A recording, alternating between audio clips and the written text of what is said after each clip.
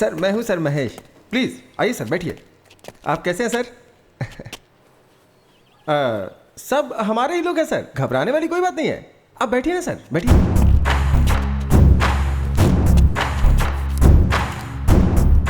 पर ये सब क्या है? अतिथि देवो भव सर। जो भी मेहमान हमारे पास आते हैं हम उनका ऐसे ही स्वागत करते हैं सर। यहाँ आने वाला कोई भी खाली पेट या खाली हाथ नहीं जाना चाहिए, ऐसा हमारे बॉस का ऑर्डर है सर। पहले मुझे यहाँ पर क्यों बुलाया हो ये बताओ। सर सुना है कि शहर में एक केस के बारे में आप इन्वेस्टिगेशन कर रहे हैं, और ये बात हमें आपके डिपार्टमेंट वाले ने ही बताई है। बिना हमारे जानकारी के यहाँ कुछ नहीं हो सकता है सर। सर हमारे यहाँ के प्रेस्टीज विला में आपके नाम से एक विला बुक किया है सर, और मकड़ी रोड के बाजू में 100 एकड़ की ज़मीन है, और साथ में इंपोर्टेड बेंज कार सर, 2019 का मॉडल है सर।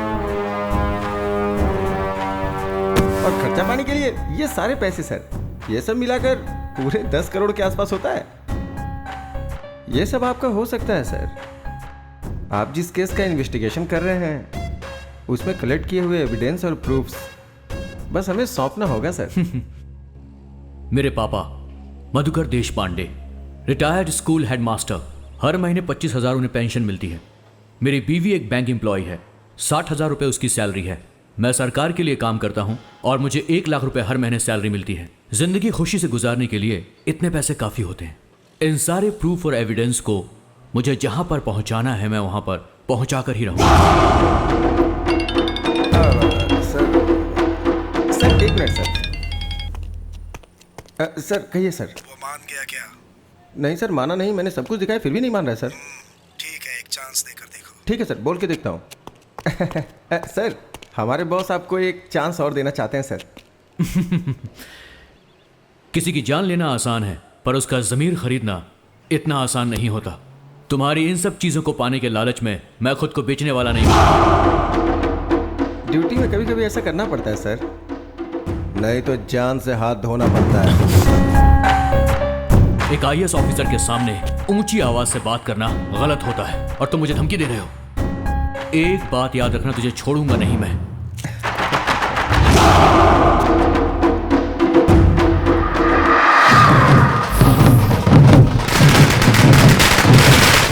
हम यहाँ होम मिनिस्टर दुर्गा प्रसाद के घर के पास खड़े हैं। मंत्री जी कुछ ही देर बाद यहाँ आकर हमसे बात करेंगे।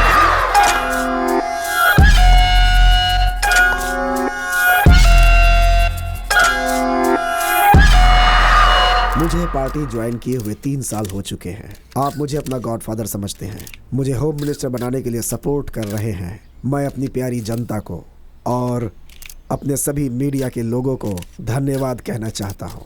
सर आप अगले चुनाव में CM के उम्मीदवार होंगे, ऐसा हमने सुना है सर।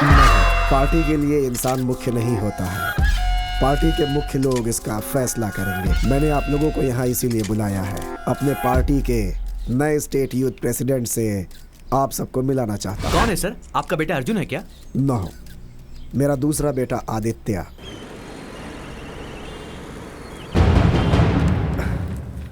नमस्ते सर, कुछ भी करके मेरे बेटे को ढूंढ दीजिए। हमारे डिपार्टमेंट ने इस केस को बहुत ही सीरियसली लिया है। सुबह शाम हमारे डिपार्टमेंट के लोग आपके बेटे को चारों तरफ ढूंढ रहे हैं। हैव पेशेंस, इस मिसिंग केस में चाहे किसी का भी हाथ हो, उसे हमारे डिपार्टमेंट के लोग आसानी से नहीं छोड़ेंगे। आपको धैर्य रखना होगा। सर मैं अपने आप को तो हौसला दिला सकता हूँ, लेकिन उसकी बीवी और बच्चे को मैं कैसे हौसला दिलाऊं सर?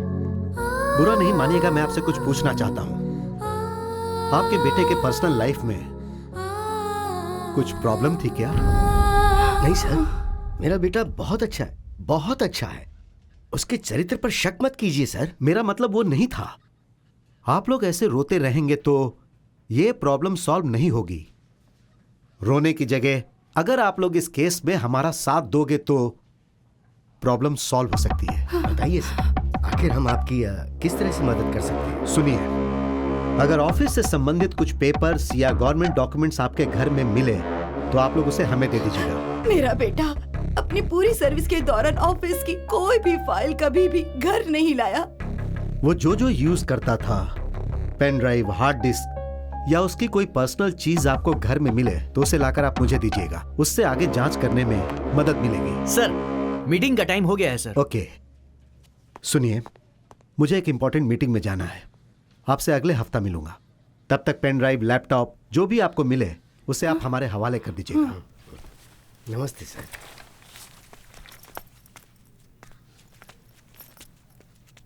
सर, आप जितने बेताब मेरे बेटे के लैपटॉप को हासिल करने के लिए हो रहे हैं, उतना ही इंटरेस्ट अगर उसे ढूंढने में लगाएं तो शायद वो मिल जाए।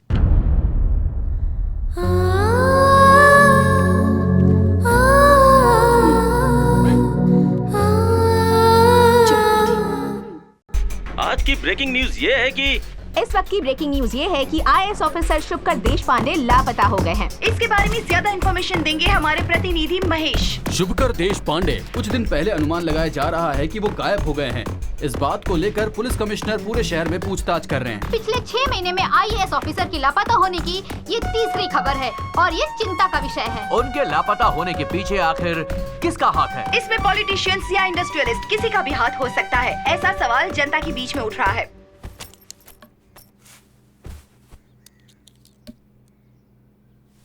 मुझे ऐसा लग रहा है कि ये पुलिस वाले हमारी कोई मदद नहीं कर पाएंगे।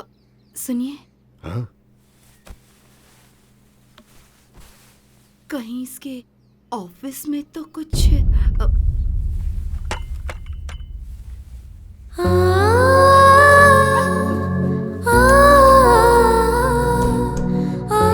बातें कर रही हो? वो हमारा बेटा है, उसके बारे में ऐसा कैसे सोच सकती हो? बेचारी की हालत तो देखो। हमें उसे समझाने की जरूरत है, उसे समझना चाहिए। जो भी मुंह में आए बक देती हो। सुमित्रा,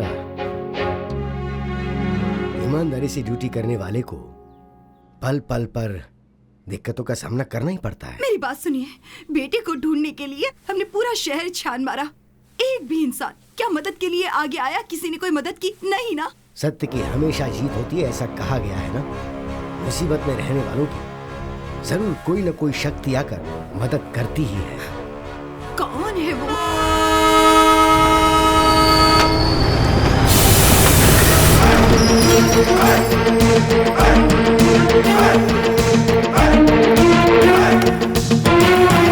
अरे हटना, ये रास्ते में खंभे जैसा क्यों खड़ा है?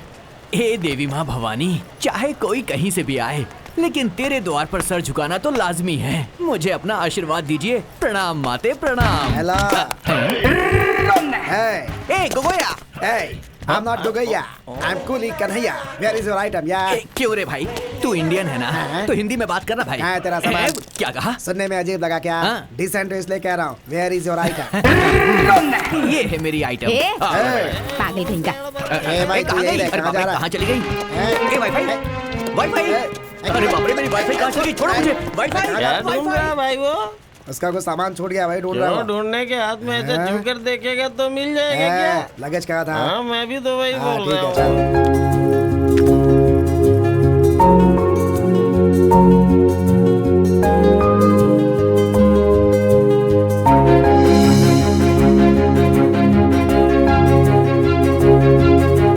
सब कुछ बहुत बदल गया है। कुली बुला लो ना सामान उठाने के लिए। हाँ, अभी बुला ये क्या आप सुबह सुबह उठकर जिम करते हैं ना? तो ये सब आपसे नहीं होगा क्या? ये तो आप अपने दोनों हाथों से उठा सकते हैं। सही कहा ना अभी? सही कहा मेरी माँ। अब चलो। अरे कहाँ है मेरी वाईफाई? मेरी वाईफाई कहाँ है? वाईफाई। अब वाईफाई ढूंढ रहे हो या बेच रहे हो? मैं उसे ढूंढ रहा हूँ सर। क्या आपने मेरी वाईफाई को देखा है? वाईफाई को देख सकते हैं क्या? कंफ्यूज मत होइए सर, ये है मेरी वाईफाई। आप भी देखिए।